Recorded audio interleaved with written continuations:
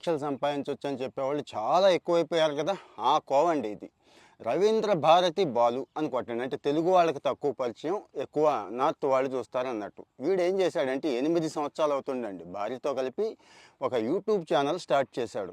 ఏది, స్టాక్ మార్కెట్లో పెట్టుబడులు పెట్టడం, డబ్బు సంపాదించడం, ఉన్న రూపాయిని 10 రూపాయలు చేసుకోవడం ఎలా అనే దాని మీద సలహాలు ఇస్తాను అని కాస్త షో చేసి హడావిడి చేస్తే అందరం అట్రాక్ట్ అయిపోతాం కదా. ఈ మధ్య అసలు యూట్యూబ్ ఓపెన్ చేస్తే వస్తున్న యాడ్లలో ఇవే ఎక్కువ ఉంటున్నాయండి.